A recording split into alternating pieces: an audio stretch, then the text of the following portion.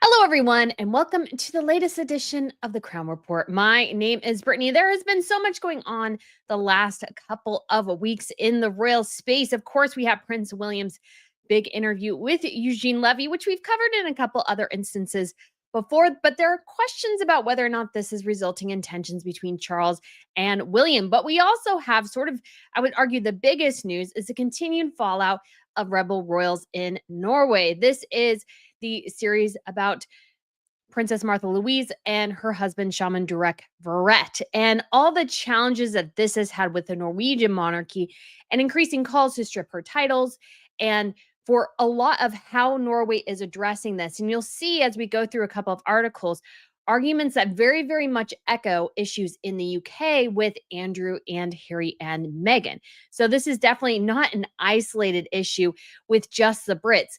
This is an issue with a lot of members of various royal families. How do you deal with so called rebel royals? So that's going to be an interesting thing because obviously a lot going on with Norway because of Marius Borg-Holmby as well. We have a slight update in that case to share with you. We also have, when it comes to Catherine and William and their new big move, a lot of complaining in Windsor Great Park over their move and how that means that roads are going to be closed and some locals are not happy about it. I think it's all a little bit overblown. We'll get into all of this. We also just had the funness of new emerging royals. So we have Gen Z royals who are finally coming of age. And so this is really interesting for what it means for the future of the varying monarchies in a lot of ways, because they'll have their own interesting ideas. We're also seeing some emerging stories about love pairing off and those sorts of things. And so it's just like kind of exciting because maybe within the next 5 years or so, we'll see a very big royal wedding. And personally, for me, I if that is going to be the case, I cannot wait.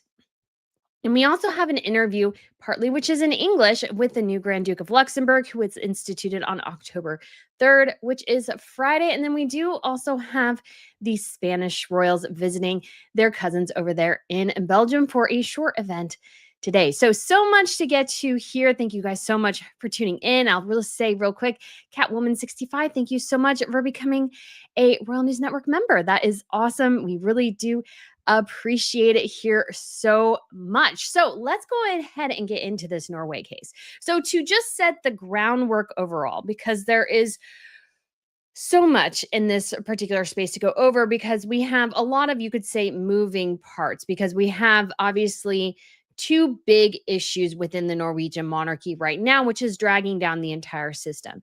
And the first, and what we'll talk about initially, is the marriage between Princess Martha Louise, who is right here, and her husband, a self-proclaimed shaman named Durek Verrett. Now, just to remind you all, in case you've forgotten, considers herself psychic. She does talk to angels, apparently. He considers himself like half reptilian or something and can heal through the power of sexual touch. I say that sort of jokingly, but also kind of real as well, because he's been known to be, let's say, somewhat inappropriate with his clientele, allegedly. So they came out with a new series. And to go back even further, when their relationship was announced, because of her own issues and strange beliefs, and then you add in him, what they sort of decided to do, the Norwegian monarchy, is very much go the Harry and Meghan route. This was in 2022, because it was when I had first started my channel.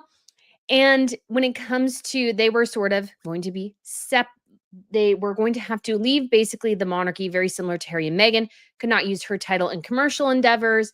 And she had a Instagram profile that I think said Princess Martha Louise. She had to change it to I am Martha Louise, or had to pick up a different one.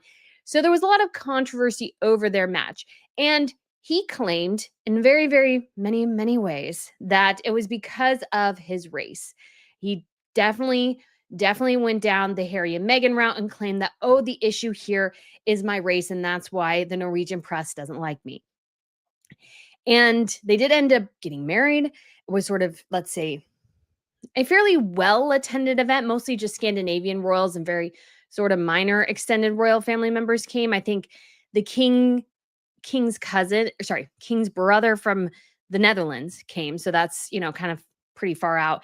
And then Sweden, we had Crown Princess Victoria and her brother Prince Carl Philip. And then I don't think we had anybody from Denmark. And so this was very much considered, which I think is actually really smart from the Danish perspective, is to sort of give these people just a wide stance, like just kind of stay far away because it feels like the crazy bleeds in to each other.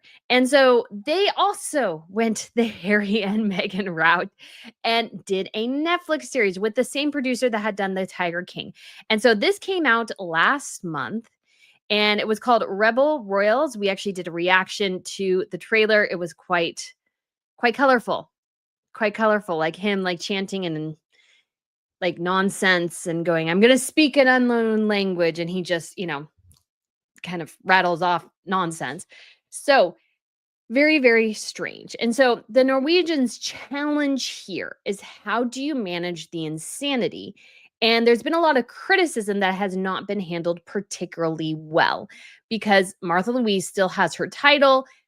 Obviously, Royal Rebels was used as the title of the series because part of the whole deal is that when it came to filming of this series, they were able to purchase stock image of the royals or stock video of the royals, but they could not actually have any of the royals like covered in any events where other press wasn't present. So if it was just Martha Louise's team who was covering this, so just Netflix basically, the Norwegian royals could not be filmed in any stretch. There was an incident where Crown Prince Haakon was in part of the video and they actually requested to Netflix to pull it out and Netflix did that immediately because that again violates their agreement. But there's been an overall really, really big fallout over this in Norway and just a lot of like, okay, what does this mean for the monarchy? And I think the bigger question is Martha Louise obviously is not really abiding by the relationship that or the agreement she had with the monarchy. She's sort of violating that much like Harry and Meghan. And the crown doesn't seem to be doing anything about it. And recently, sort of King Harold, who is Martha Louise's father, was sort of asked about this. And some people argue that he didn't really give, let's say, the greatest answer or was kind of like dismissive or just kind of trying to, which I think Charles is too, kind of trying to bridge that personal and professional and just nothing is really working. So let's go ahead and look at an interesting article here, guys. And just let you know for I do a lot for you guys, and I subscribe now to a lot of foreign news outlets. So this is the latest one from Norway here. Let's just go up to the title. This is from Trond Noren Isaacson, and I actually really want to talk to him about not only this situation but others, but he wrote this opinion piece. He's a historian and author, and he said, and this is via Google Translate, so to be perfectly clear, Google Translate is taking this from Norwegian and putting it into English, says it's time for leadership and action, not just talk and patience. And so this is King Harold. If you don't know, he's almost 90. He's had a lot of health problems. He had to be medically evacuated from, I want to say Malaysia, I think 2 years ago. And so he had a pacemaker put in. His wife has had a pacemaker put in. They're very much getting close to 90. And they've got a lot of problems because there's another half to the whole Norway issue. But let's get back down to this section because I started off about here in the article, which was like, okay, this is really good because again, this doesn't just apply to Norway. This applies to so many royal families right now. And it says, at no time have all the breaches of agreement had consequences. Consideration for family peace clearly comes first. But for the royal house, it is the consideration for the country that should come first. And I think that's very, very true. Consideration for the country sometimes does need to trump personal considerations. Then the consideration for the monarchy and then personal consideration. So country, monarchy, then personal. And I understand that's probably really, really difficult, but I think that's sort of how it should be done. It says Martha Louise holds the title of princess by virtue of being part of an institution that Prime Minister Abraham Burge called an incarnation of the nation, an incarnation of the people. And then when a princess makes herself a laughing stock to the whole world, she also makes the royal house and Norway a laughing stock. It is not a private family matter because the royal house is not an ordinary family. And I think this is exceptionally true. And again, this goes for so many. If you have members who, by extension, by right of birth, do have royal titles and various things, even if they quote unquote leave, there should be an understanding that if you are going to constantly use your title, constantly try to connect yourself to the country that you left and should have represented, you know what? You're going to damage us in the process, because I've said this before. When it comes to monarchies, they should treat themselves as a brand, and anybody who's competing with that brand, whether Martha Louise or Meghan Markle and Prince Harry, that needs to be addressed, because if you're not addressing that, then you're letting that other person control and dictate the narrative, and that's just simply not good, and it damages your brand by result, if that makes sense. So yes, I realize that's a very American view of things, but I think it actually holds really, really true, because we do have this sort of big problem.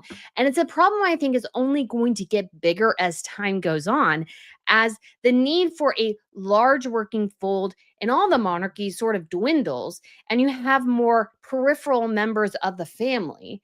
How do you make sure, to a certain extent, that they're not kind of going, you could say, crazy? He said, "This is about something bigger than the relationship between a kind and conflict averse father and his golden girl. 4 opinion polls have shown that only 15 to 16% want Martha Louise to keep the title of princess. But the title is not an issue for now," the king said on Thursday. "The king, who has become more isolated in his older days, is therefore far removed from the people he serves." I thought that was a little bit of a harsh perspective. And yes, M. Ryan's right. As well, this refers to Andrew and Sarah as well. I thought this was a bit of a harsh assessment. I cannot personally attest to that is true, if he is more isolated or not. Although I imagine, given his health problems, uh, they do, I think, I'm sure, keep his schedule a little lighter than they used to and everything. And they're putting the crown prince and princess more on the fourth front. But the problem with that is they have their own problems. So it goes on to say, "It's difficult to cast gloss. According to the palace, there is a desire to create a clear distinction between the royal house and the activities of Martha Louise and Verrett. The same desire was behind the failed 2022 agreement.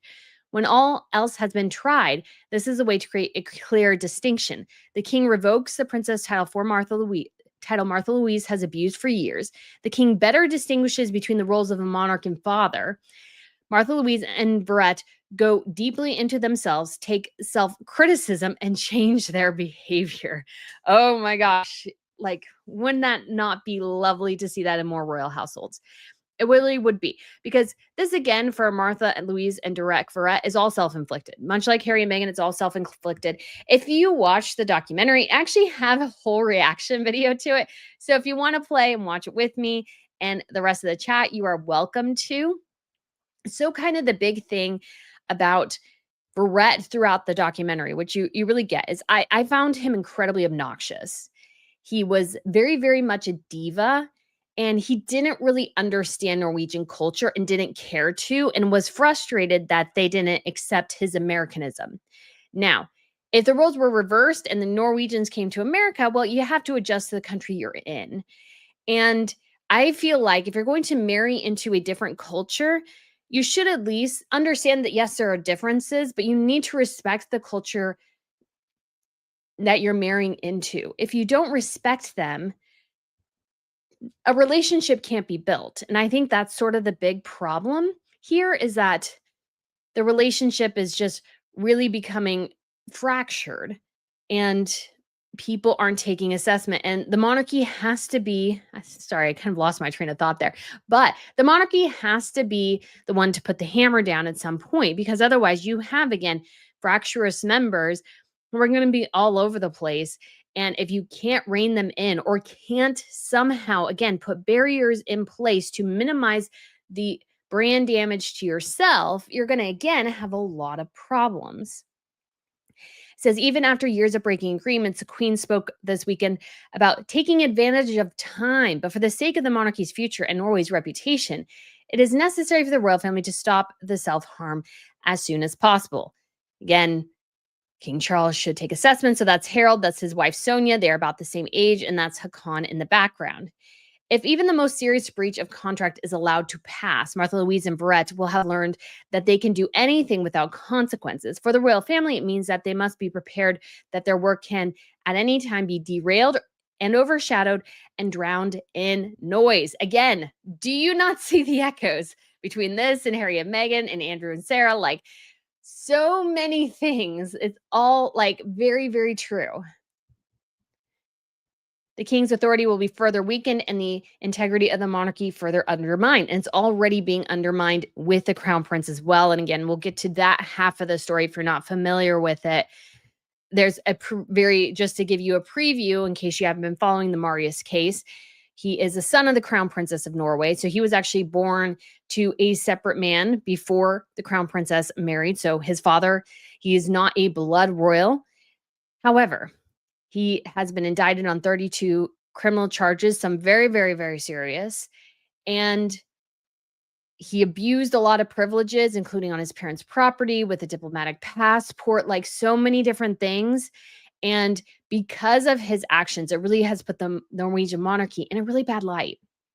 It says the royals must also expect to have to use official missions in the future to answer questions about the princess and the charlatan's latest breach of contract instead of just talking about the issues they are there to highlight. Then it will be difficult to shine. 3 generations of kings have built a monarchy where it puts self-interest of the country ahead of self-interest, speaks out for Norway abroad, acts with dignity and integrity, not capitalizing on his royal position, not wallowing in self-pity and self-pity. That might be some sort of different word there, but obviously translations don't smear the media and cannot be purchased by commercial players. Martha Louise and Verrett break that down. Instead of showing leadership in action, the royal house holds internal seminars that go on for years without results while the problem grows over their heads and gets out of control.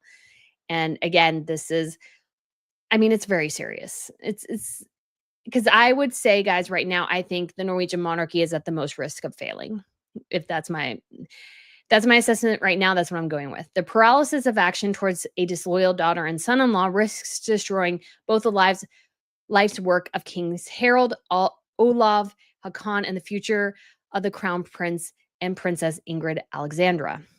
What the royal family, so this is the daughter of Crown Prince Haakon and Crown Princess Mette-Marit. What the royal family should perhaps discuss is whether they should be a royal house with the motto everything for Norway and great obligations in turn for great privileges. Because again, a royal family, you get great privileges, but like anything, great privilege comes with great responsibility. You can't just do whatever you want. Or an ordinary family without special privileges, I mean, very rich, but without special privileges and obligations that lives by the motto, everything from Martha Louise, both are not possible. Ooh, yes. Very, very interesting assessment there. For sure. For sure. It's just kind of a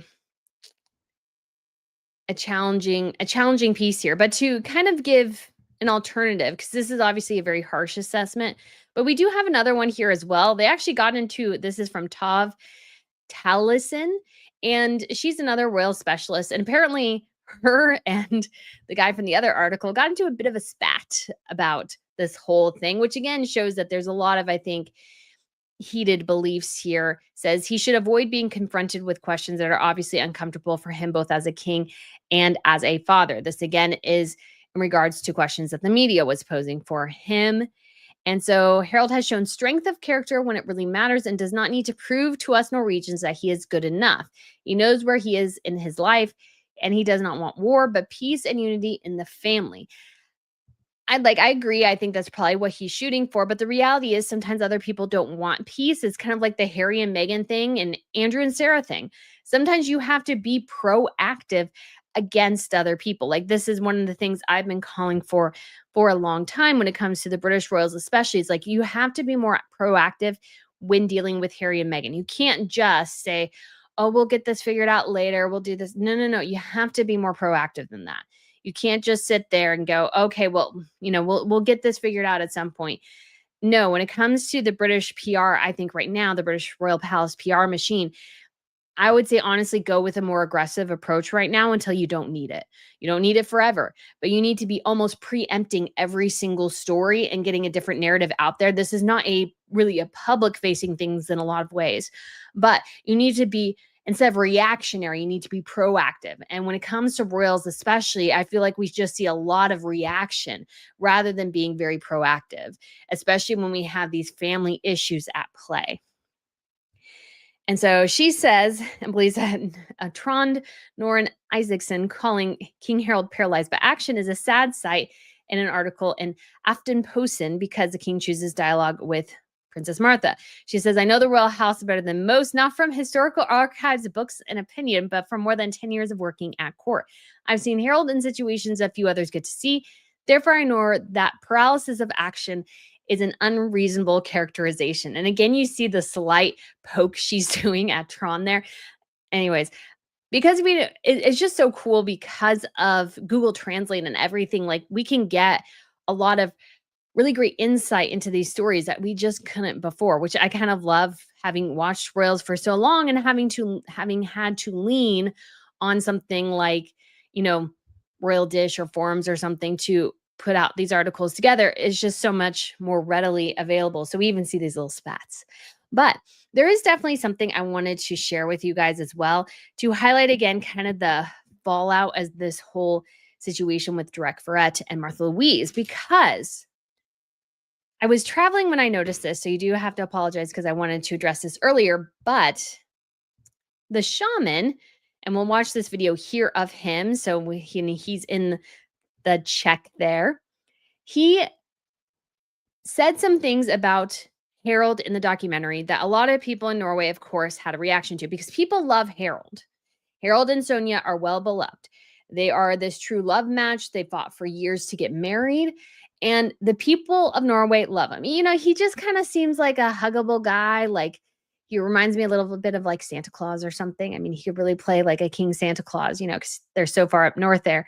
But he is well respected. And one of the things that Direct Ferret said in the documentary was that King Harold didn't understand racism.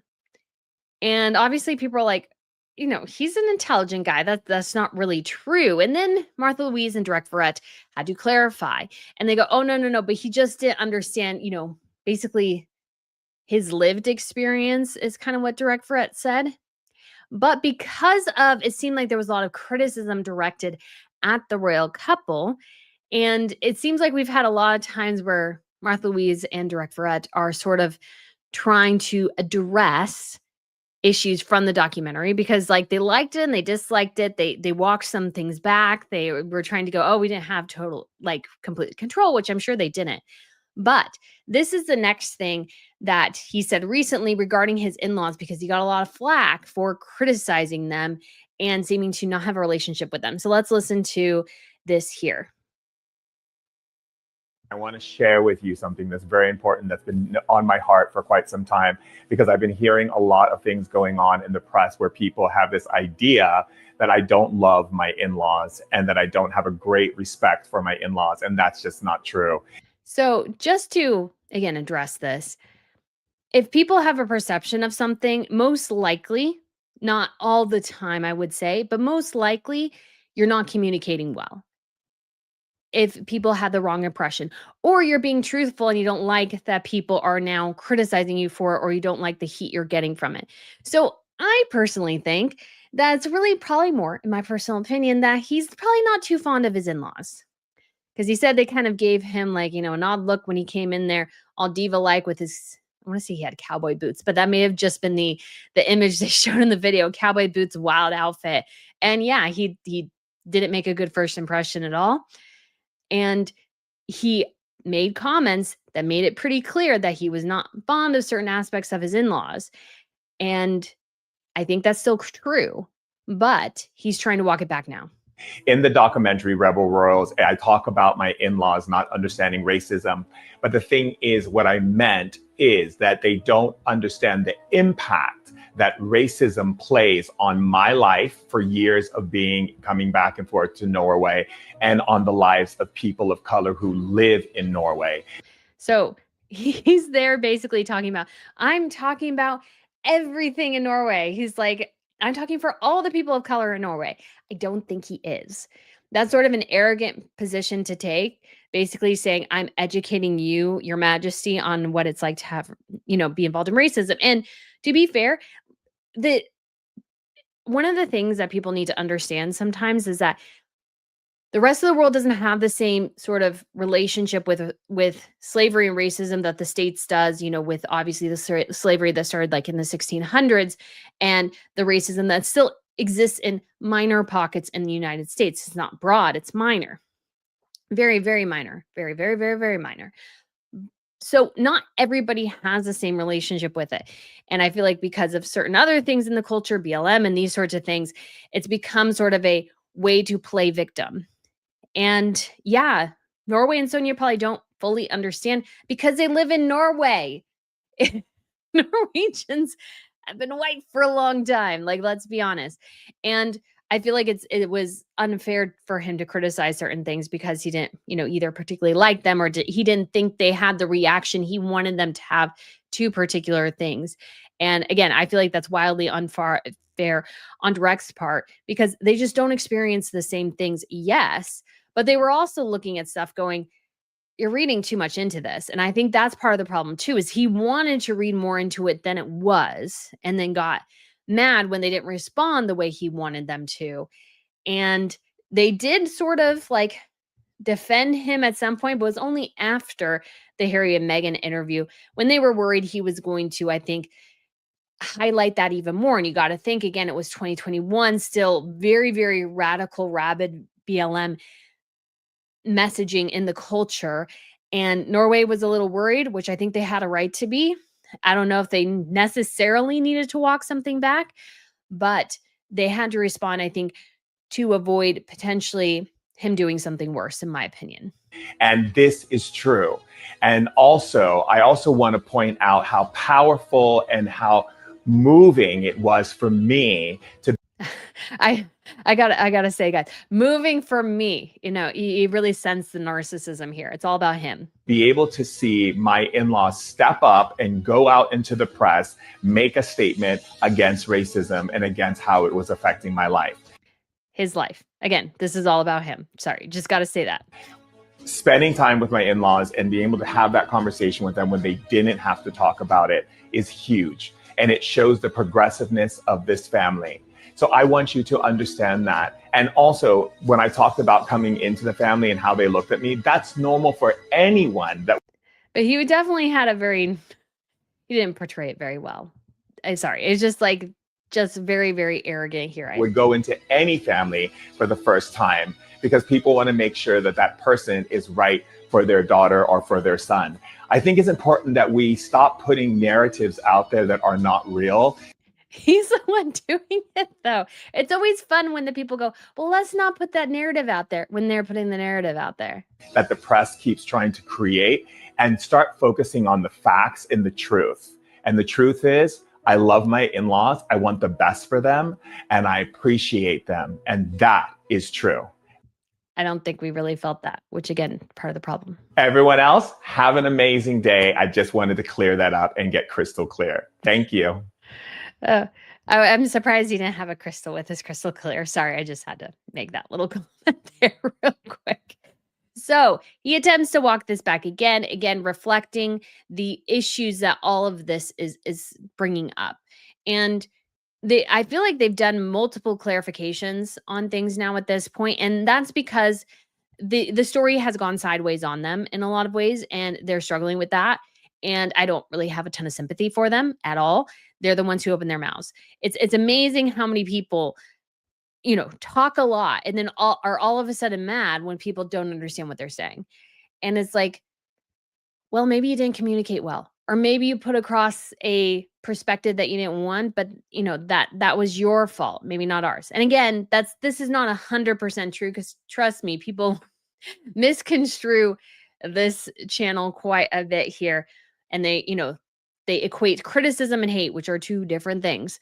But not everybody, of course. Most people can understand that. You will always have the crazy section, which is 5% or so who don't quite get that, but most people get that. But again, this reflects a very, very much caustic relationship in this family that I don't think is going to get any better. And again, exemplifies how decisions need to be made. So when it comes to Tron, and I actually do want to get, he has his book as his little icon here, and I do want to get that book. To be quite honest, it's in Norwegian, but that's okay.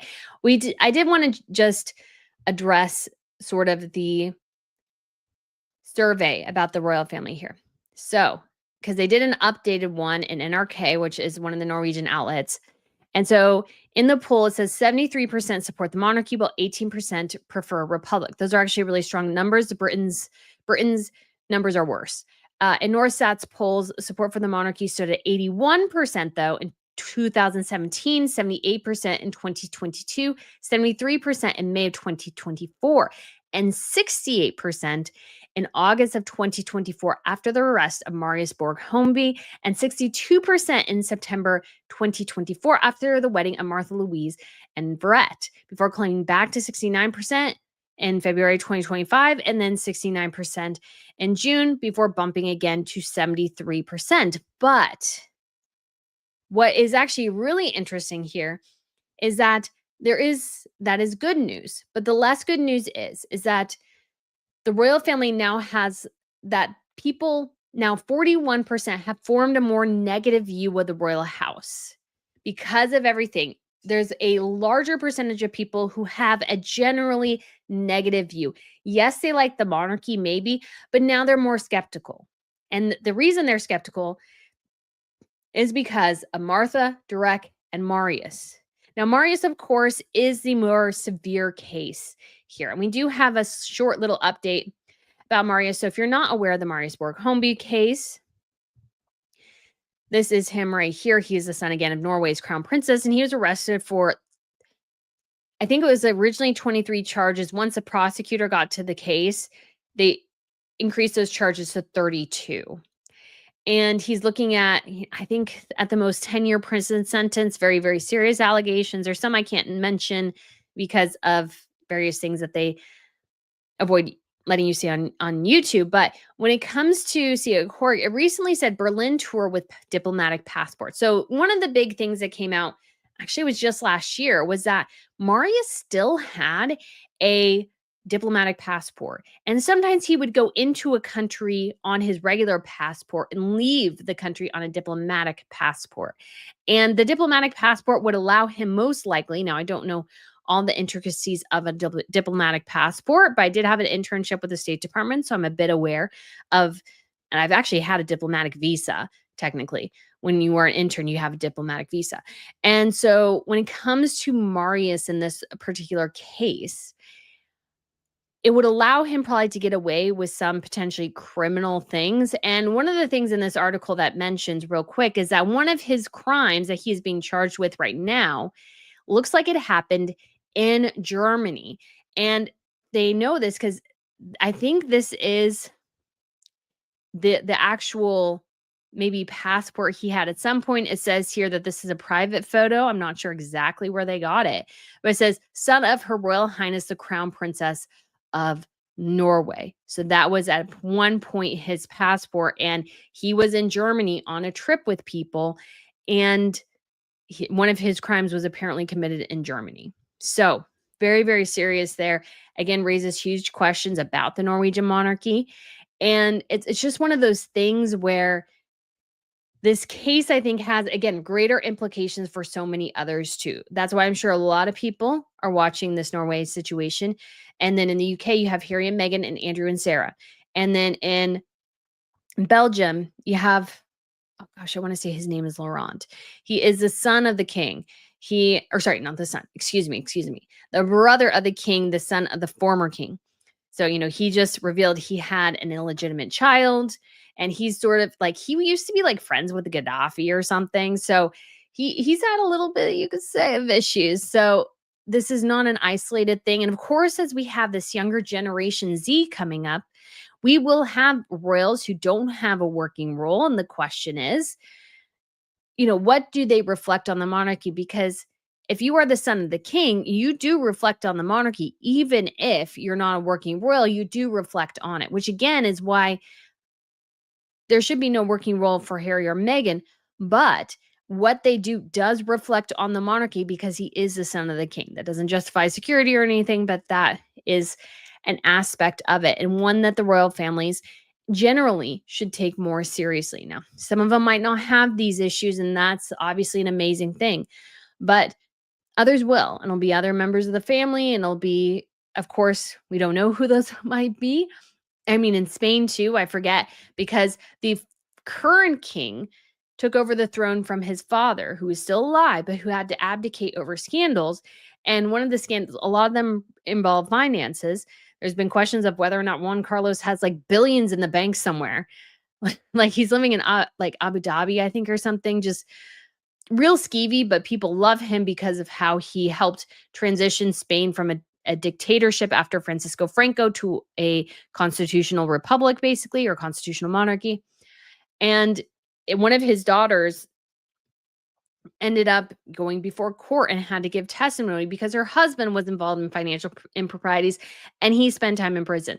So, again, these are issues that plague various monarchies. And the question becomes, when at a point does this become too much? So, that obviously took up a huge section of the Crown Report today, but I think it was really, really interesting. I hope you guys really, really enjoyed it because I just find this whole situation so fascinating, what it means. I definitely want to do more research into this, talk to more people about this in various countries to see what the future will look like because I just don't know. But we do have Carol here who gifted one Rail News Network membership. Thank you so much, Carol. That is so sweet of you. And we have Lizzie B as well who gifted one Royal News Network membership. Thank you so much, guys. I'm so sure somebody in the chat is so happy. So let's move over to a bit of King Charles here, because obviously Prince William's interview was good and revealed a lot of things, but may have caused some tensions as well. And I thought this was sort of interesting. I talked a little bit about this with Dan Wooten earlier this week, but it was talking about King Charles's reign because it seemed like the palace kind of put out their side and said, well, the king is changing things. Because the big question is, William seems to want to make a lot of changes. Charles, not so much in some ways. I like that is a speculation. So what does it look like for the changes here? And it says, it's surprising how often the words Doctor Who comes up when talking about reign change. It's a bit like Doctor Who, his senior aide said recently. The next one that comes along has to be completely different, but this a bit of the same. The institution regenerates itself. That's how it survives. Another palace insider told me being both the same and different. The mistake people make was to think King Charles would be or want to be the same as his mother. So it says, again, a bit like Doctor Who at the start, everyone says the new one isn't like the old one, so we don't like it. And then when the next one comes around, it's the same thing all over again. It's essential that the royal family continues to evolve and will do so again into the next reign. Now, this is sort of interesting because I actually disagree a little bit with this assessment. Because yes, things are different, but I think part of the problem is, and if you think about it, this is so true, there is barely anybody alive who remembers the reign of George VI. Like those who are alive who were like well aware of his reign, that happened, 70 plus years ago. And most people only had Queen Elizabeth. So I think part of the problem with the British monarchy overall, and even with Charles's stance in this issue, is that they've really only known one monarch. And because of the length of the reign of the monarch, it just became something where just things weren't, let's say, things weren't adjusted very well. And everybody was still kind of doing things as Queen Elizabeth wanted them to, like even just fashion. We've seen Catherine wear so many more suits recently because I think Queen Elizabeth preferred dresses and Catherine was respecting her more dresses. And so that is one of the changes that we've seen. But I don't think the monarchy completely regenerates itself by any stretch of the imagination. I don't think that's a good way to put it.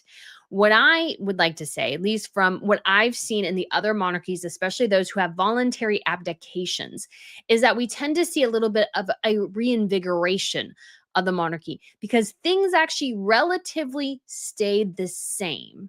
There's not a huge shift, but what you see is sort of youth because it's a younger family. There are things that are rejiggered as time goes on to fit things, but I would say I haven't seen huge, massive, glaring changes in a monarchy or a monarch, and that everything has to be completely different and the same at the same time.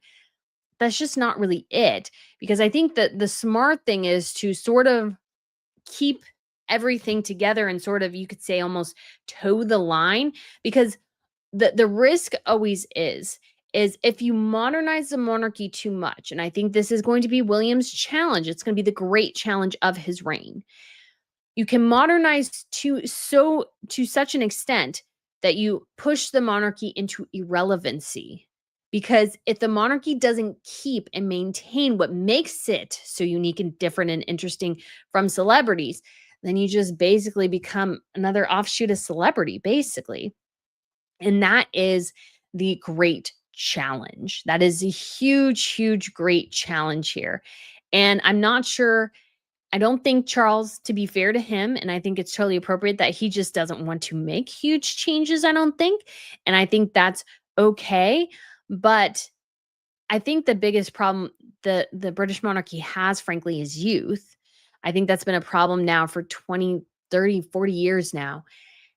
To I feel bad saying this, but I feel like it's got to be said anyways. Charles, his age is a little bit disappointing, and not in a bad way, but it's just like, basically Charles is about the same age to become king, not too far different in ages than Queen Marguerite of Denmark, and she just abdicated for her son after reigning for 50 years. And so you see obviously these huge sort of differences in the monarchies in very many ways. And we do have a little bit, because obviously King Carl Gustaf is 80 now, so he's king of Sweden. Obviously you have Harold as well, but I feel like they have a better balance of having sort of the younger royals out more in the forefront. I don't know, it's just so hard to say. I think there's just a lot of challenges to change. And I always think that, again, I hear what you're saying, Radhika, that you didn't hear what Prince William said. He said he wants to make changes while keeping it the same. I don't think that's really what he said and really what he intended, because William is not a fan, and this has been, kind of well accepted by most royal reporters, is that William just doesn't really have a heart for the pomp and ceremony quite as much. He's not as much of a fan of it. And he also said, basically he wants an institution his son can be proud of, as if he's not proud of it right now and it's not helping people the way he wants it to right now. And so again, there's an interesting question there of what this change represents. And again, the challenge of, you can't change it too much, otherwise it falls into irrelevancy. And I think that's going to be William's great challenge. So we will see what happens, but it just does seem like there's a little bit of tensions between, obviously, I think it's very true. Usually a future monarch doesn't really say what they want out of the monarchy until they become king or queen, because you don't want to obviously undermine the current reign, because if you do, it's kind of like criticizing your boss. Sometimes that can go sort of badly, because they're like, well, you think you can do better? Well, let's see. It always doesn't usually always go so well. So it's just sort of an interesting thing. So we will see what that entails, but I think there are definitely, I think, a little bit of tensions, because I think William is, because of Catherine, obviously, I don't think his father's health is super well, and I think he wants to let people know there will be changes coming. So like if they're worried about the monarchy right now or something, he's like, don't worry, there's changes coming. Again, might be reading too much into this, but it's something that I think to keep an eye on. And given that William doesn't want to live in a palace, which I don't think is a huge deal, although I do think, again, a king should live in a castle. I think that's kind of par for the course. I hope they just do with live in Windsor at some point. I think we'll see a lot more pared down of ceremonies and those sorts of things. I don't know if he'll be head of the Church of England. I think we'll see a lot of big changes, guys. I think that's what we will see. So yeah, we will see what it turns out to be. But we do have here, real quick, Carol, who said, thank you so much for the super chat there, says, this is my thought. If Charles addressed the issue of Harry and Andrew, he would have better ratings. I think so. I think people want the issue of Andrew and Harry addressed. And much like Harold, it just kind of looks like you're just kind of waiting. Like the challenge is, it always looks like they're waiting for the next shoe to drop. And they're just sort of on, oh, I don't know what's going to happen next. Don't know what's going to happen next. So I was like, well, if you're proactive, you don't really have to worry quite as much about that. So I think that's the challenge for Charles there. And I think if Charles's reign, which it might be, turns out to be quite short because of his cancer diagnosis and everything, perhaps one of the greatest things he can do is address the Harry and Andrew issue and not leave it to William. And I think it sets up a precedence for the future, a future that I think is much more positive if, again, much like Norway, much like, Belgium and Spain and these sorts of things, that there are checks and balances in place where if you step out of line, if you drag the entire monarchy institution down with you, there are severe consequences to that. Because at this point, and again, this goes back to the issue of Meghan Markle allegedly bullying staff members, there was no way to punish her.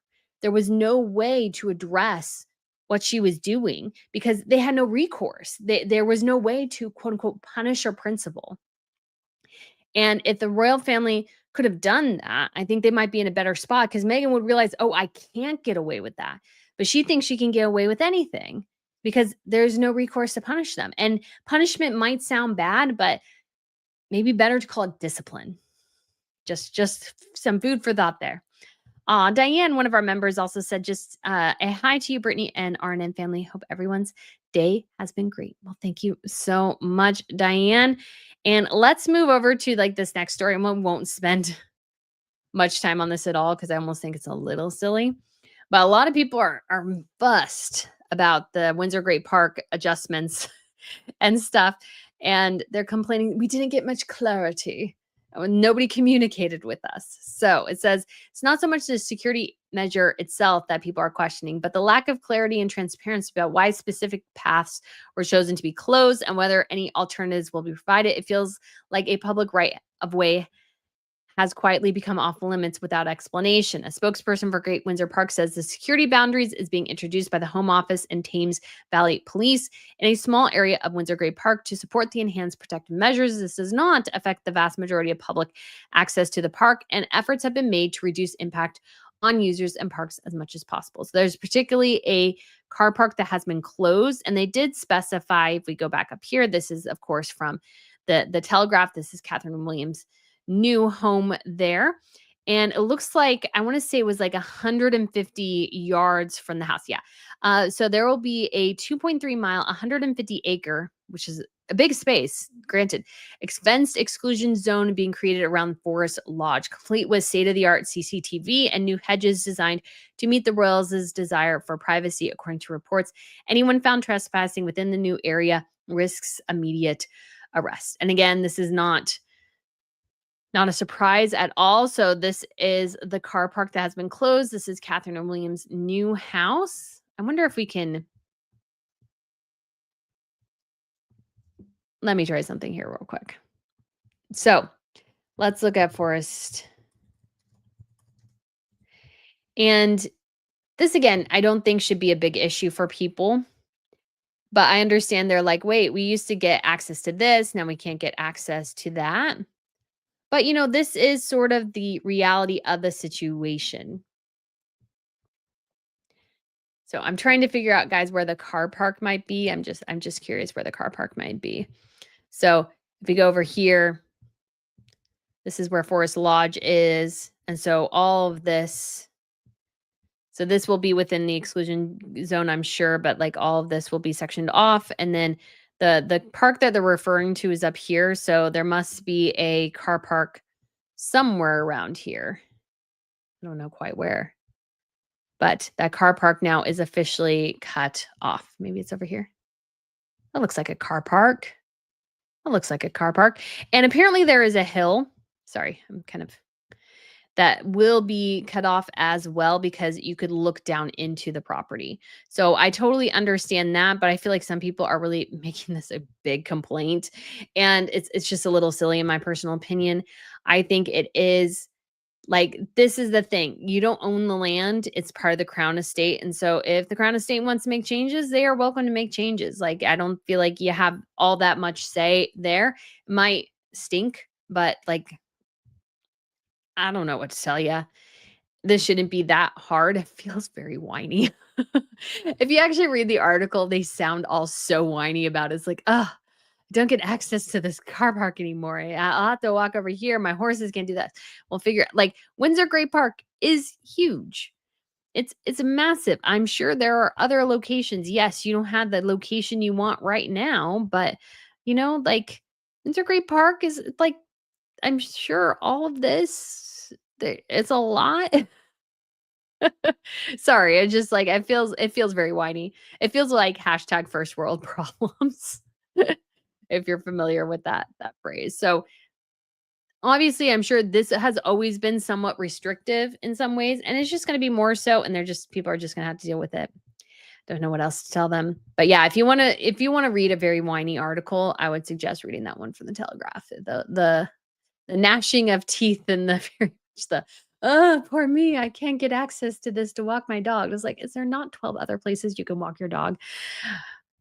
Anyways, so that's just my yeah, girl says, isn't Windsor Great Park over 3,000 acres? Probably. It's huge. Segways exist. Bill Goose says, use them. Yeah. Sharon says, entitled people. Yes. I feel like they can come across as very entitled. Like, well, we got to do this. And it's like, well, you didn't get to do that before. Maybe at some point. Anyways, life changes. That should be fine. But we also have an update in regards to Sarah and Andrew, of course, because Sarah was revealed to have sent Jeffrey Epstein, this was a couple weeks ago, an email. Now, this was obviously years before, where she claimed that he was her very good friend and apologized for calling him out in the media or what have you. And so it said, now this is from the Times of London, the king has signaled that Prince Andrew and his ex-wife Sarah, Duchess of York, will not be welcome at the royal family's Christmas celebrations this year. Sources close to Charles indicated that he will keep the Duke and Duchess, at arm's length after it emerged that Sarah maintained ties with Jeffrey Epstein, the late convicted pedophile, despite publicly denouncing him in 2011. The king has also made it clear that he would prefer the pair who divorced in 1996 to be invisible at future gatherings. So I do find this. So I totally understand where this is all coming from, where this is all going and everything. My stipulation always is that if somebody wants to go to church, I don't think you should prevent them from going to church. Now, should he maybe go and slip in this back door and slip out the back door and not really be seen with the family? Yes. But should he be prevented from going to church with his family on Christmas? I don't know if I totally agree with that, just because I think nobody should be barred from going to church if that's what they want to do. Now, of course, if it's not for religious or spiritual purposes, but more for PR, I sort of understand. But at the same time, if you're hearing the gospel, I think it's a good idea for you to go to church. Either way, though, this is, again, Andrew and Sarah are an issue, and an issue that needs to be dealt with, just like Harry and Meghan, just like Martha Louise and Shaman Durek. They need to figure out how to deal with these problematic royals. Otherwise, they're just going to have bigger problems further down the line, to be honest. And so this is definitely 100% like the right move. But again, it needs to go further. How can you evict them from Royal Lodge? That would be exceptionally difficult. But again, it comes back to this issue we've been talking about, I feel like, for this entire video. And I actually questioned whether, maybe the Crown Report should be more like thematic videos sometimes and these sorts of things, which is that how do you punish people who step out of line? Because yes, I think people think punishment is retaliatory. It's not. It's protecting yourself sometimes, or to instill discipline in somebody. The children who are the most wild and out of control generally are the kids that aren't disciplined. When you are well disciplined, you make better choices. And yes, they were not disciplined when they were children, maybe very well, but you can start disciplining them as adults, and they may learn something. They may not, but you can at least give it a try, right? We can give it the old college try, everybody. I think that is definitely a good thing to do. Okay, so let's move over to a different fun little topic of discussion, because we did have these Spanish royals hanging out in Belgium for the day. And I just always think it's so cool that, like, they're so close. They can just go over to these separate countries. But it's crazy also as well that they have different languages and they're so close. But Belgium has something that they do every other year called Europalia. And it is a Brussels-based international biennial arts festival that highlights the cultural heritage and art scene of one invited country. So I'm reading this from Wikipedia, guys. Don't judge me.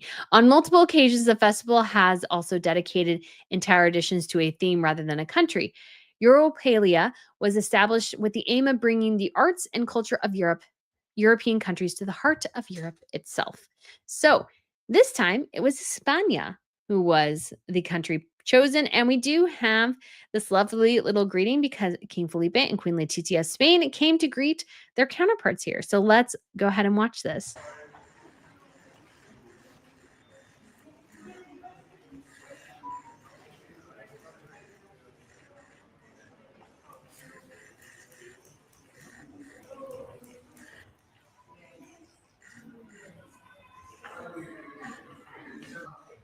So I always think that's kind of fun here. And so they do a little group picture. Are they trying to get arranged for the group picture, you could say? I always think that must be so weird to just stand there while a bunch of people take a picture of you. They must be pretty used to it at this point, but it was kind of fun because they went into a more private room. And if we turn it up a little bit here, you can actually hear a little bit because obviously in Spain they speak Spanish. In Belgium, sort of their national languages are Dutch, French, and Flemish. As I understand, because I said once Flemish was a language and somebody told me it wasn't. I think it is. And so those are their main languages. Queen Matilda and I think King Philippe also speak French. Philippe also speaks German. So the language that they can actually converse in is English.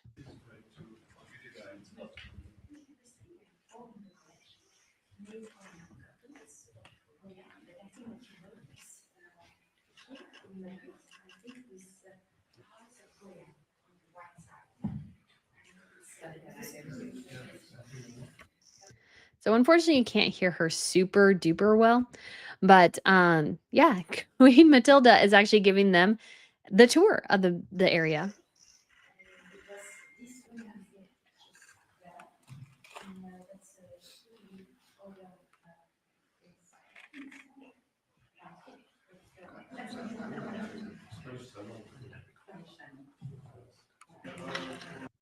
So I just thought this was sort of fun. They did a couple of events together.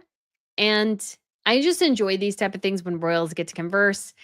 And okay, and when Nika says thank you so much, Flemish means Belgian Dutch. Okay, good. Sometimes I feel like I get multiple different comments from people and I get confused sometimes. So I thought this was a fun event. I think the Queen Letizia and Matilda both look amazing here. And I just love it when we get two royals together. And I want to say the Spanish royals are doing a state visit to Belgium soon, or maybe it's somewhere else in Europe. But anyways, I did also want to introduce you guys real quick to the new Grand Duke and Duchess of Luxembourg, because we do have something pretty cool, which is that it sounds like the local media outlet there did an interview with the Grand Duke and Duchess, and they asked a couple questions in English, or just really one question in English. So let's go ahead and listen, because it's always fun to hear the royals speaking in English. Obviously, this channel is English. I'm sure many of you out there know multiple languages. I am a lowly American. I only know the one. So I'm so sorry. I always feel so sorry because it's like everybody else seems so cultured, and us Americans are like, everybody should speak English. And I do apologize. So let's go ahead and listen to this because I thought this was really cool, because one of the things she's highlighting is that there's a big expatriate community there in Luxembourg. And so just to say, it's Grand Duke Guillaume. Oh gosh, I had it the other day. Basically, it's like the French version of William. And then we have Grand Duchess Emily. Guillaume. Guillaume? I think I'm pronouncing it wrong, but here we go. Seigneur, what do you see as the key role of the monarchy in a modern and international Luxembourg? We are very lucky to have a very vibrant community here in Luxembourg. So again, I usually have to pause about every 15 seconds for copyright, but I do enjoy hearing him. It says Guillaume. Guillaume? All right. Guillaume. Oh, William. Guillaume. Okay, I get it. I get it now. Okay. Sorry. My brain was never very good at phonics, so sometimes we struggle. Of people that come from all over the world. They are all really welcomed, and we feel that that we are thankful also for everything that has been done in the past. We've built this country together. So I feel like so far, very, very good answer from His Royal Highness Grand Duke. And for me, on the 3rd of October, I will definitely also be the Grand Duke of all the people that live in Luxembourg. And I am very proud of this and very grateful. And I will always be dedicated to social cohesion here in my country. So I thought that was a really cool answer that he says, I'm going to be the Grand Duke for everyone. And I think that's a great way to put it. So that everyone always feels welcome. Madam, with so many expats making Luxembourg their new home, what do you want to say to those citizens? So I really liked this answer here because Stephanie was able to put a very, very personal spin on it here, which I thought was really awesome. I would say welcome. And I also arrived here 13 years ago, and I discovered a very nice country. I was very happy to discover the countryside, to discover all the cultural offer. I was really heartily welcomed, and I hope that she is originally from Belgium, I believe. So she's a countess from Belgium, if I remember correctly.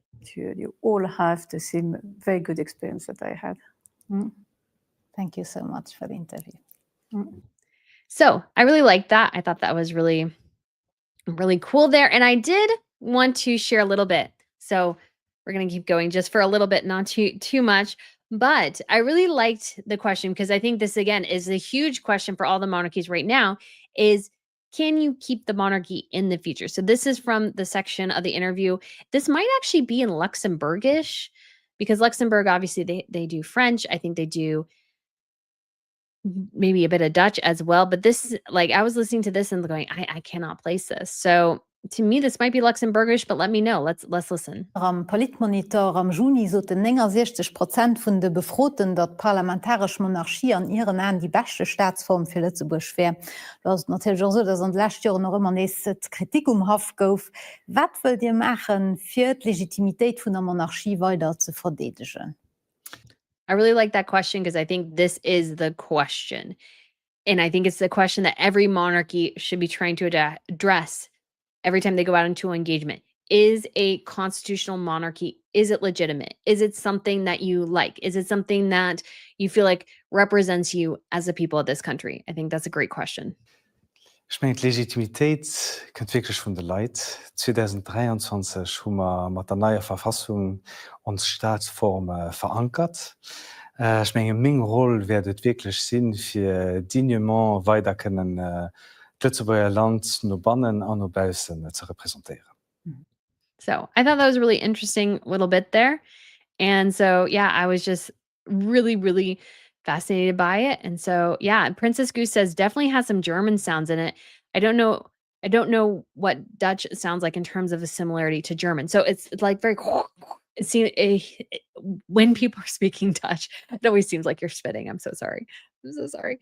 So it's that's sort of what I hear from it, but I hear less of that here.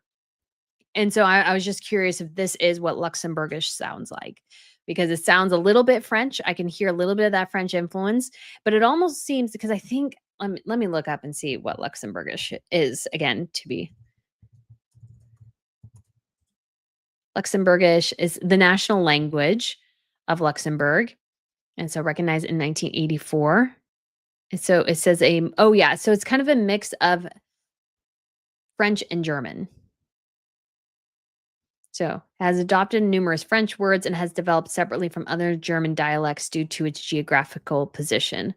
Originally a colloquial spoken language, is now increasingly used in written language in various domains such as literature, newspaper, and online content.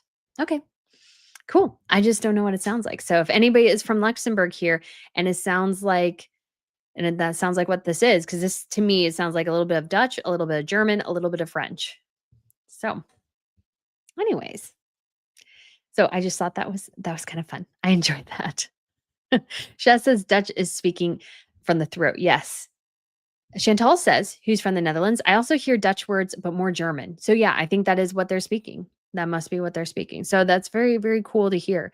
I don't think really heard it much. So Royal Daily Tea, thank you so much for checking in. I want to say dunking in, but that's all right. My brain can't think of the word I was thinking of. Chipping in? I don't know. They speak French mostly, but Luxembourgish, which is Germanic. Yeah, so you definitely hear a bit of that German, a bit of that French influence, a bit of that. So fun to get a little bit of that cultural thing. So guys, that is it for our sort of, you could say, major additions to the Crown Report there. So if you guys have any questions, and I forgot Gen Z. I forgot Gen Z. Oh man, I was going through so much. I forgot about Gen Z. So I maybe I'll like take that off of the I'll take that off maybe the thumbnail. And we'll redo this a different time because I really do want to focus on, because we do have a lot of the young royals. They're starting to date. There's rumors about who Amalia is dating, who Elizabeth is dating, and who Alexia is dating. So we've had some like rumors floating about who the young royals are dating, which I think is, to me, so fun. So the big one for Elizabeth, so Princess Elizabeth of Belgium, she's the Duchess of Brabant.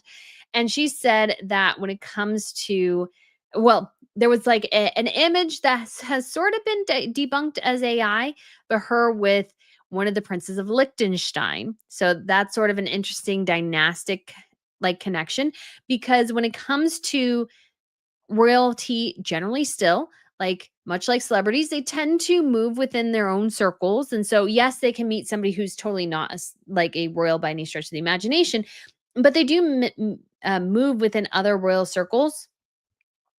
And so because of that, there's definitely a possibility. Now, it's sort of been debunked, but kind of not. So I'm still like kind of keeping my ear open for that. Princess Amalia, I think, was seen cozying up to somebody. I think was some sort of heir of something. I think more of like on the business side or whatever. Because, if you have enough money, you kind of tend to run in these circles as well if you're European. And then Alexia was seen hanging out with somebody. So I just think it's fun to, and obviously there's been speculation about Crown Prince Christian's girlfriend and everything. So it's just sort of fun to see these young royals who, like, I started watching them, most of them when they were kids, and now that they're adults and they're dating and finding love and these sorts of things, it's just kind of fun. It's just kind of fun. There's like love in the air. I should have pulled out more of those, but let's see if we can maybe find one of the ones here. I guess not. But anyways, yes, a couple of them seem to be in the process maybe of dating. So that's, I think, is just so fun. And let me see if I can find the latest. So yeah, Amalia. And this is what the cool thing too is, again, breaking down the barriers between royal watching and everything, is that Twitter is now automatically translating things, which is crazy. So this is from Rick Evers, who is a Dutch royal reporter, said, "Is this the new love for Princess Amalia?" German magazine Bund spotted the heir to the throne flirting at an Oktoberfest with German millionaire son Christopher Christie von Hellem. He studied in London and founded a tech company that focused on other things AI. So that is the, possibility there. There is Amalia. I don't think you can necessarily see her flirting, but she is definitely there at Oktoberfest there. And then there was somebody recently with Alexia. And so this was the AI image of Prince George of Liechtenstein and allegedly Belgian Crown Princess Elizabeth. Now, this has been sort of said to be AI, but the royal palace was kind of a bit wishy-washy, and they saying they don't comment on private matters and those sorts of things. And then apparently Elizabeth's brother came out and said, respect privacy and stuff. So an interesting question for sure. I can kind of see a bit more now why it may look a little bit AI, but at the same time, you never know. So that definitely could be a possibility. And I'm trying to see here if we have the picture of Alexia. Maybe I saw it elsewhere. But there was a picture of Alexia recently with a young potential suitor as well. So definitely love is in the air for sure. And I just kind of love it. So there is Amalia there and Elizabeth too, looking absolutely lovely at the Luxembourgish event. And I love the fact as well that we're seeing so much of these younger royals at these big events. We don't see that as much in the UK. Again, I think the long reign of Queen Elizabeth plays into that and so many different things. So yeah, we shall see. So anyways, guys, Ritz says, I would love for Amalia to find a dude. Imagine introducing them to Alex and Max. That would be a family to marry into. Yeah. And there will be a second season of Maxima, the Dutch series about Queen Maxima. And I still can't get it here in the US. I tried a couple of different options the other day. Still really miffed about that. Not going to lie, because I really want to watch it. There's now a season 2 and I want to see it. Chantal says, our royal house does not want pictures in the newspaper. I imagine that definitely is so, especially for the younger royals. Like it's kind of interesting because obviously whoever they marry has an impact on the future of the monarchy. So I think in some ways the public does have a right to know who is, let's say, going to be the spouse of a future king or queen. But at the same time, they're young. I don't think they should be their privacy should be too far invaded. Yeah. So Lizzie B asked, great question. Will the Princess Elizabeth's future husband be a prince or a king? A prince. So it's just like Queen Elizabeth and Prince Philip, because she is queen. Prince Philip can only be a prince. This was actually a big point of contention for Queen Marguerite's husband, Prince Henrik, because he really wanted to be king. And I think for some reason he did think he was going to be. He was a funny guy. Yeah, no, that's not what happened. Lizzie B gifted 1 Royal News Network memberships. Why? Thank you so much, Lizzie B. You are so, so kind. And then Chantal says, Alexia will bring a rapper. I would imagine Ritz says Alexia will bring home a tattooed, pierced manly man. I could imagine that's the case. She is definitely, now, I don't want to obviously negatively speculate because, she's still quite young and everything, but I definitely could see Alexia being, she has a bit of that influencer-y energy, which is not necessarily bad, but the big question becomes for me is what, like, again, we have somebody who, does some of that stuff, but still is very respectful of the monarchy, or will it go sideways? Like, that's the question. It could be totally above board. And that's, I'm sure, what everybody wants, but oh, Chantel says Alexia is dating a Dutch rapper. That doesn't surprise me at all. I mean, I'm just excited. I'm really hoping to get a big royal wedding in a couple of years. That would be super nice. Not pushing anybody to anything too fast, but oh man, I really want to do a royal wedding. I really want to do a royal wedding. Royal Daily Tea asks, I wonder if you can use a VPN to watch Maxima. I have tried that and it just hasn't seemed to work. Oh no. So I'll try it again. Emily says, I recently watched Popcorn Royalty, which went over the article about Prince William, but I'm not sure what to think about the article. I was wondering if your opinion would be about this. So I'm not sure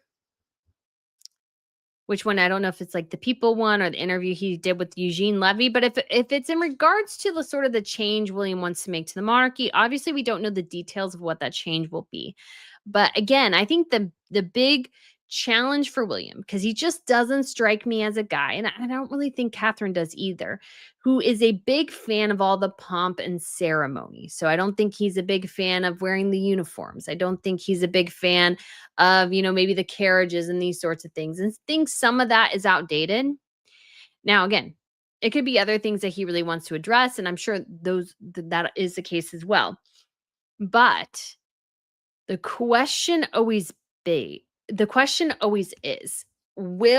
because you have to walk this really fine line, because you need to modernize. Yes, I would say honestly, and I said this in the live stream on Friday, that the biggest thing the monarchy can do to modernize is actually update its communication strategy. make that a little stronger, a little bit more proactive. And I think that would help quite a bit because it does look a little slow and clinky. I think you need better photographers. I think you need better videographers. I think you need longer videos.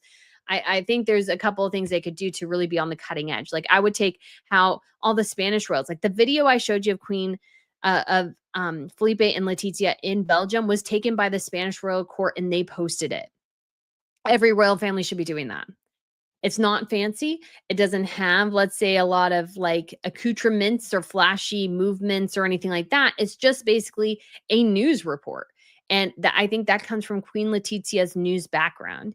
And I would take the photographer that the Danes have, because I was just thinking about it the other yesterday, because I was pulling up and this was one of the things like I talk about when I say I really, really like how the Danes do their social media, is that this is a picture that the photographer shared. And I really like this picture because I feel like there's like her foot is about to touch the ground here. So she's like half in movement. And this is not a picture that you saw anywhere else but the Danish website. And Catherine William basically take pictures from, right now it's Andrew Parsons, I think it is. And he takes them, but it feels very, to me at least, it feels very news and very stark. Whereas I think there's a little filter that the Danes use, and I feel like their photographer gets interesting angles. Like I love the movement in the picture as she's like moving and her foot is about to hit the ground. And there's just something about that which I feel like really, really works. And so I would take the video component of the Spanish, the social media component that the Danes have, and I would take the Scandinavian websites. And I think if the British did those three things, I think their communication strategy would be much better than it is right now, because I think their communication strategy is not great.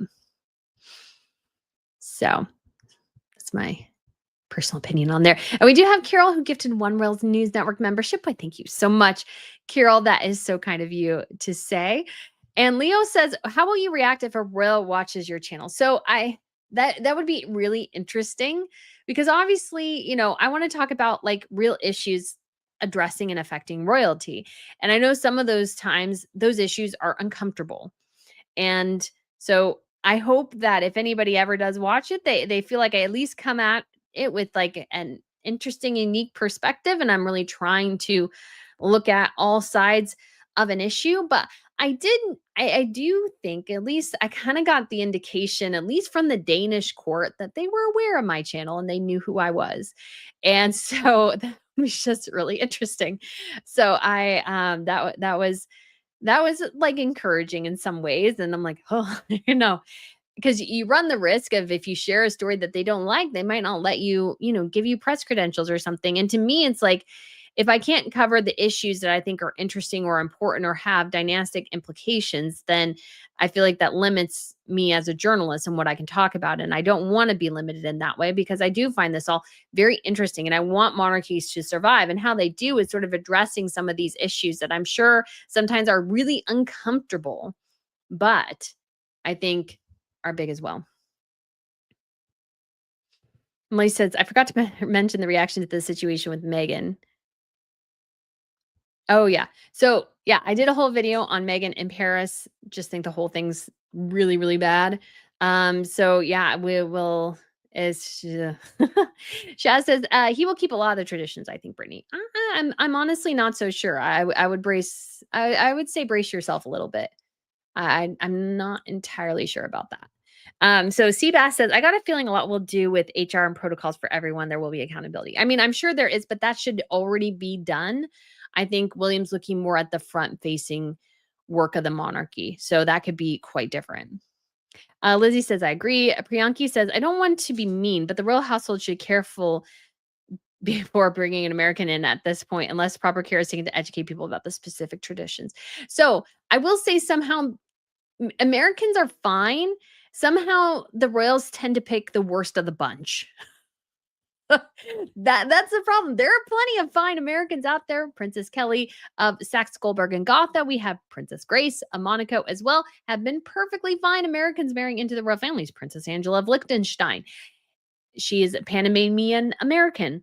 So there are fine Americans out there, but you have a desperate D-list grifter like Meghan Markle, and you're gonna get the Meghan Markle reaction. You pick someone like Shaman Durek Verrett, and some of that is like just parenting issues. Like picking good people, sometimes that's a parenting issue. Like if you've raised your kid well, most likely, not all the time, but usually they'll probably pick a pretty good partner. But Charles had a wildly dysfunctional, or sorry, I should say Harry had a wildly dysfunctional childhood. And when you look at Martha Louise, I think the discussion I've heard, which I think has a lot of truth and validity to it, is that because King Harold and Sonia fought so hard to get married, that they were probably a little bit more permissive with their children when it came to their love matches. Because Metamarit probably was not a great option. I think Metamarit and Hakan are truly in love, but she was not a great option. And yeah. Opinion says there's no such thing as popcorn royalty. Shaz says, I do think he'll get rid of Royal Road and start site with all duties being shown on there. So Royal Rhoda does work. And the reason it does work is you cannot have 50 photographers and 50 press people there every time. The Royal Rhoda system, I mean, it's annoying in some ways, but it does work. I don't think there's a good reason to get rid of that, to be quite honest.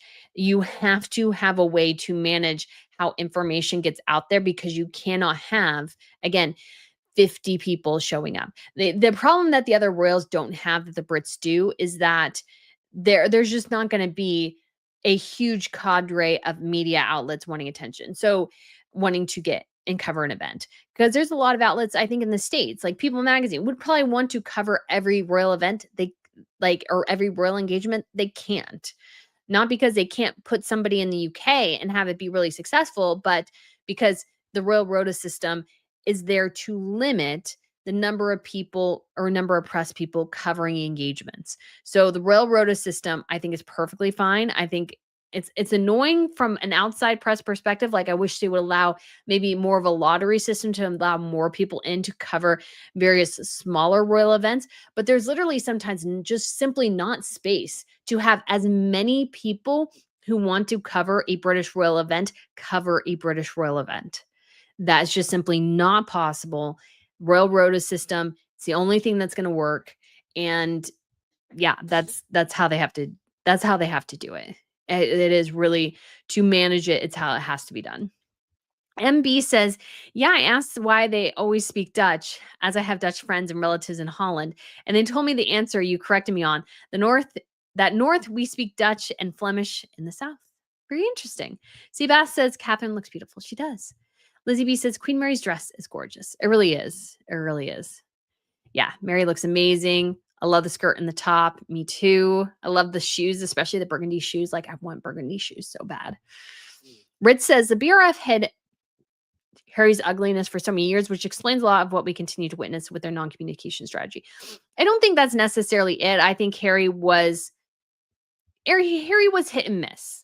I think there were a lot of good aspects for Harry. I feel like it's sort of a revisionist history to say now that Harry was always basically awful. Like, that's not true.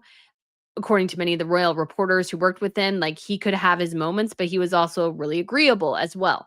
So Harry's issues, though, like, yes, they did manage and mitigate them. But that's not really what we're talking about here when it comes to how the royals are handling their PR. It just has to be, a little bit, but it has to be much more proactive in the outside, because it's like the hashtag Where is Kate thing.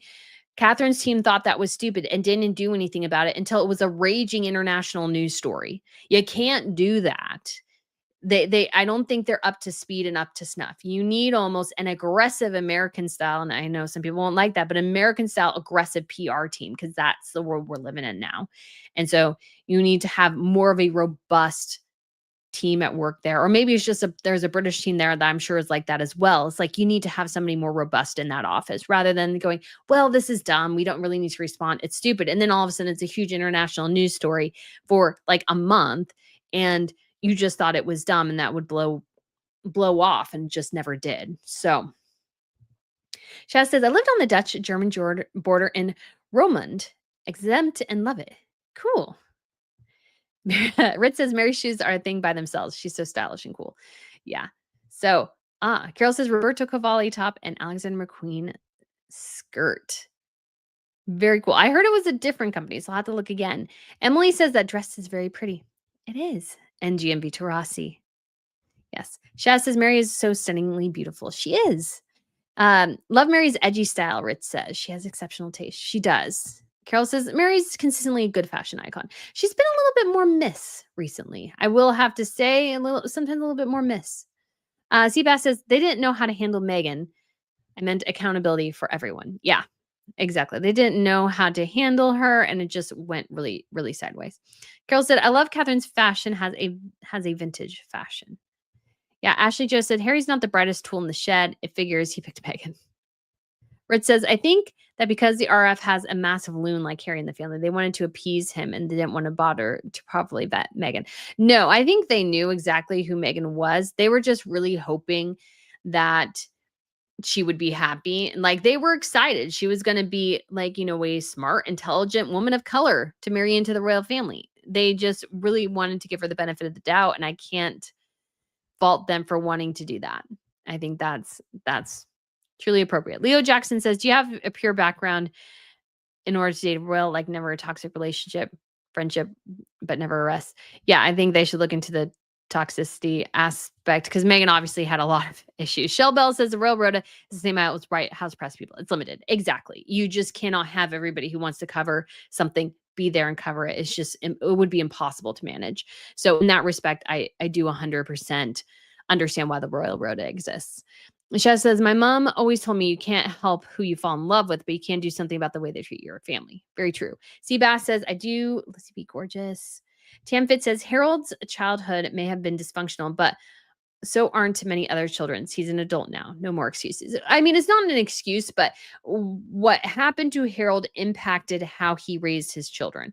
So if he was a bit more permissive with them because of his own experiences, that does tend to happen. Leo Jackson said, okay, we answered that earlier. Nika said the problem with most Royal Road reporters seem to be anti-monarchy. So here's the thing. I think there's been a little bit, because of the whole Harry and Meghan thing, it has really polarized a lot of people and their understanding of what the Royal Rota is. The Royal Rota's job is to ask questions. They're not there to be the monarchy's friend. They're there to be journalists. And you might not like everything they say, but they do have the right to say it. They do have the right to question it.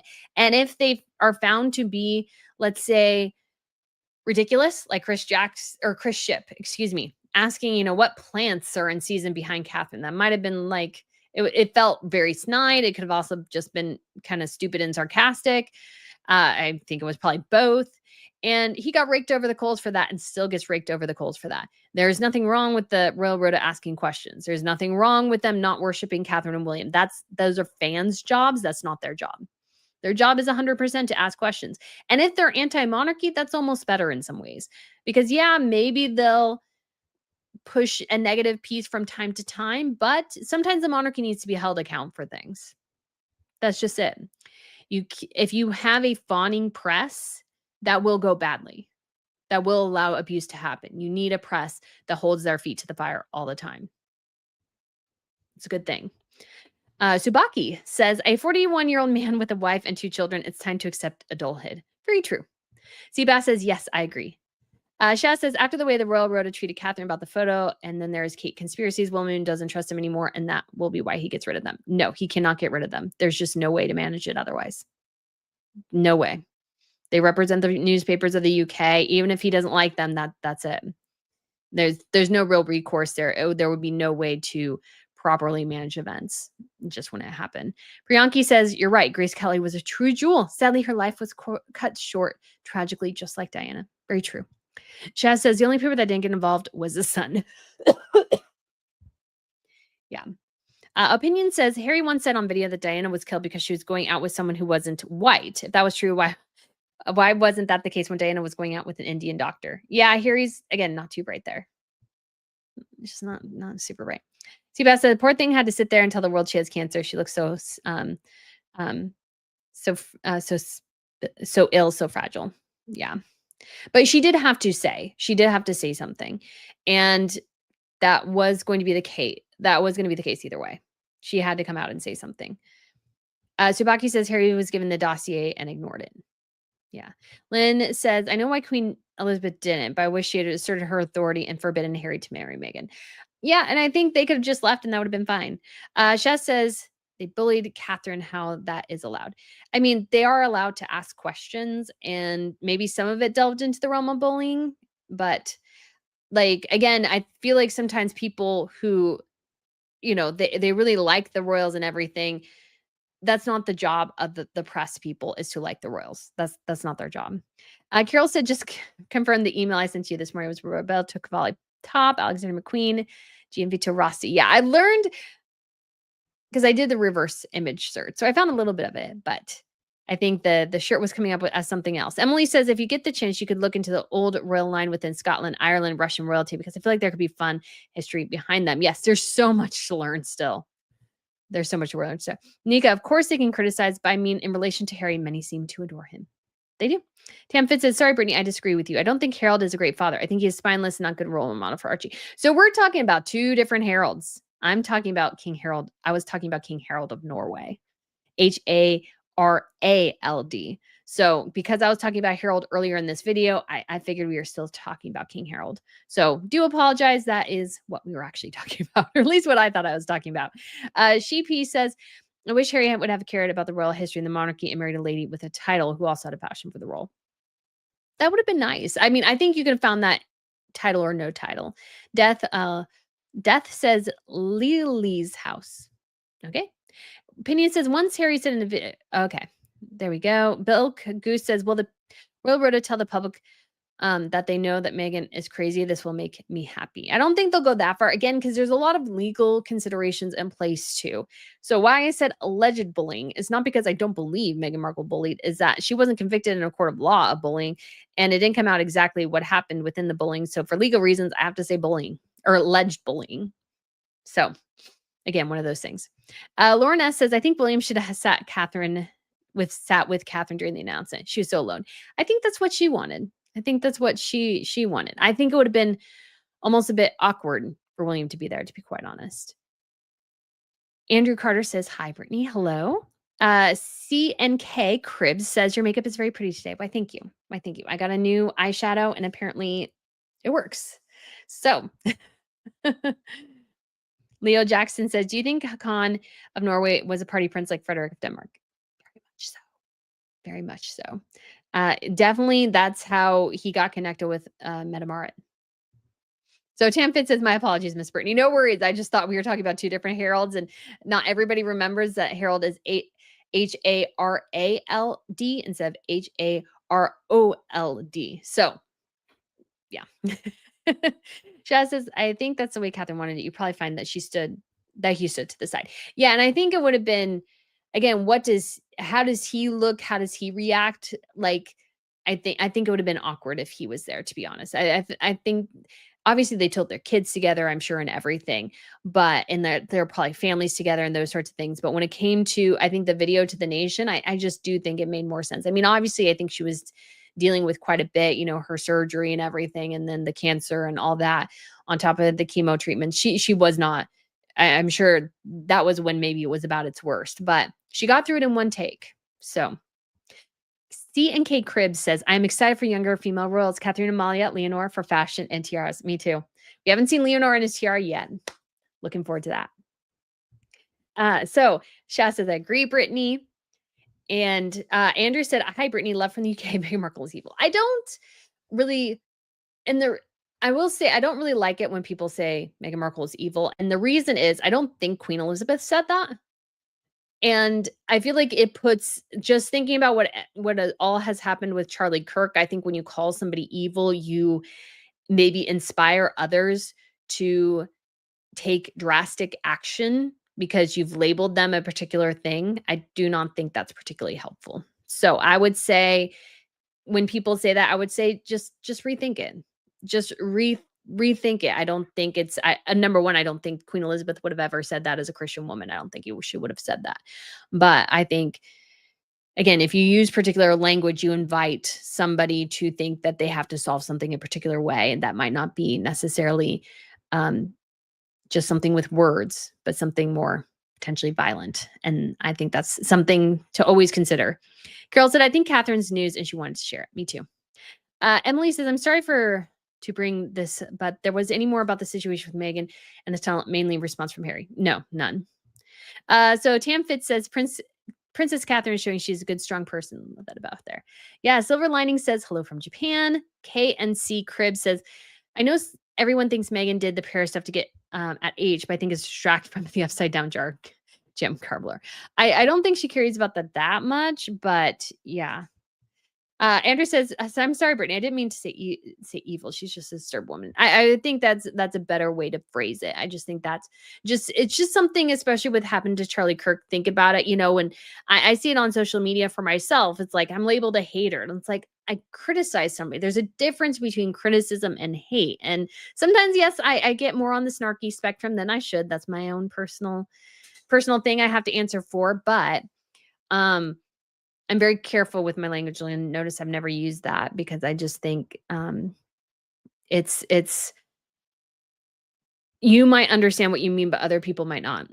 And I think that kind of language is I think about that, and I only think about that in the most serious of circumstances. So that's just something to, again, it's just something to think about as we say things and we just don't think, oh, I'm just saying this, it's fine.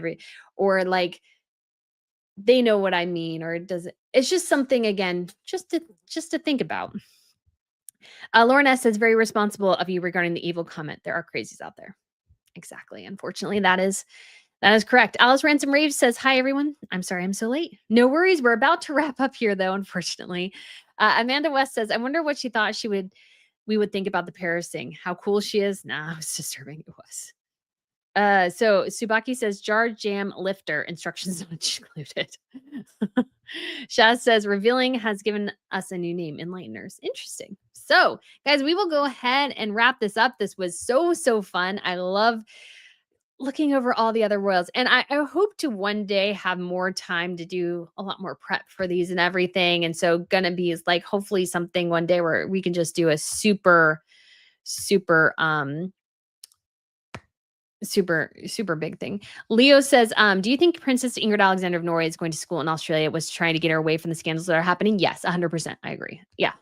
I mean, I think she was always going to go foreign. A lot of royals do go foreign. It allows them to experience another culture and, to brush up on maybe some of their language skills and those sorts of things so that it further connects them. But yeah. MB says, I do not agree with you at all when it comes to the evil talk. It's so important to call out evil out. Otherwise, they'll end up in power.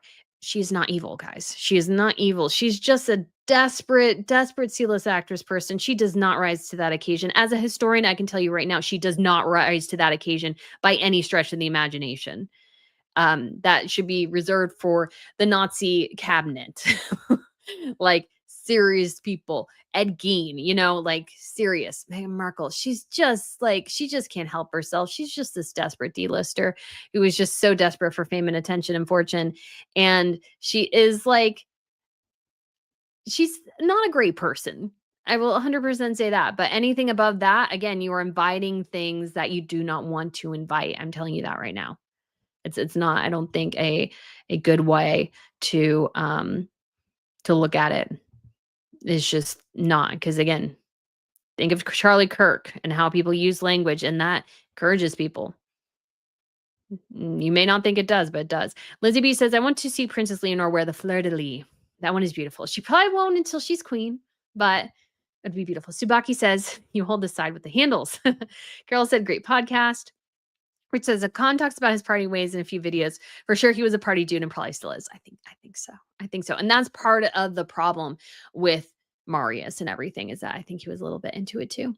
Carol said, lovely conversation. Silver Lining says, hello, Carol. Tom says, thank you, Brittany. You are welcome. Alice says, no worries. Going back to watching the live stream. Awesome. Tam Fitz says, thank you, Brittany.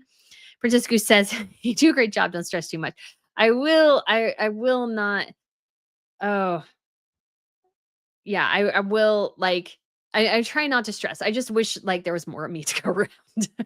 And not in today too, I was feeling tired. I was like, oh gosh, I have to get this done. I need to eat lunch. Ooh, that was late. I was late. I was snarfing down my lunch. Princess Goose says, "Judge lest not ye be judged," and it's pretty true. So M says we define evil very differently. I would say as somebody who reads a lot of history, read something like Bloodlands, Land Between Hitler and Stalin. That will change your definition of evil severely. Meghan Markle does not rise to that occasion by any stretch of the imagination. Zubaki says evil is when you have people hurt or killed. I don't necessarily always think that is, but we're like, I think it should be, that word should be reserved for true people. Narcissist, yeah. Lauren S says, "LOL, Brittany, Megan is just dumb." That's a good way to put sick in the head. Princess Goose says she's hurt people, but not on sea level. Yeah. Rit says sociopath. If you hurt others on purpose, you don't have the ability to empathy. That is evil. Not necessarily. Because I think there has to be a really, really twisted aspect. I would just suggest be very careful with using that language. I think this is a better. Her actions seem to be very cruel. I think cruel is a good description. I think cool is a good description. Alice says, thank you, Brittany. You're welcome. Alice says, "You're right, Brittany. You have to label people carefully. Evil is a stretch for her." It is. Leo Jackson says, "I wonder how the other monarchies like Spain, Sweden, Danish feel about Prince Harry." I think they're watching him really carefully and what's going on. Frisia Cat says, we'll try to wrap this up real quick. Says, "Would love to see her in the shell tiara. By far one of the favorite in the Spanish collection." That is really cool piece. Andrew Carr says, "Brittany, love your podcast talk and chat with all of us. Love from the UK." Why, thank you, Andrew. Lizzie B says, "I hope Miss Pippa is okay. She's doing well. She's hanging out downstairs." So Catwoman said, "The Queen said Meghan Markle is evil." I honestly don't think she said that, guys. There's a lot of misattributed quotes to the Queen. I do not think she ever said that. Seabass says, "You work hard, Brittany, and it shows." Thank you for your commentary. You're welcome. Emily says, "The royal fashion, you're going over some of the history of the coronation dresses and why they are important." That would be cool. Like, I would love to have more time to go through some things. We will get there. KG says, "Charles was the first free speech, and then something is evil. They're allowed to think and say that word." So Princess Goose says, "Stalin was the most evil one to me. He happily killed millions of his own people. Hitler killed outsiders, unless it would kill count." I mean, but I think trying to wipe out an entire people group is like very, very high. But yeah, they were all evil. What's it? Mao Zedong. Yeah, he was evil too. Heck of evil. Shaz says, "Same letters, evil, vile." Vile is a good one. Shaz, Subaki agrees. Vile, vapid, vicious. Yes. Leo says, "What's up with Meghan being evil here?" Somebody said that maybe the Queen said that. I just don't think that's true. So Amanda West said, "That's why I like you. You're pretty fair when it comes to your coverage." Why, thank you. I really try to be, and that is honestly, if people can say that, I feel like that is exactly what I would want people to say. I'm tough, but I'm fair. I try to be honest. I try not to I try to see things from all sides, and that helps as a historian as well. So guys, thank you so much for tuning in. I hope you really enjoyed it. These are also fun. We'll be back next week, 3 p.m. So see you guys then. Bye.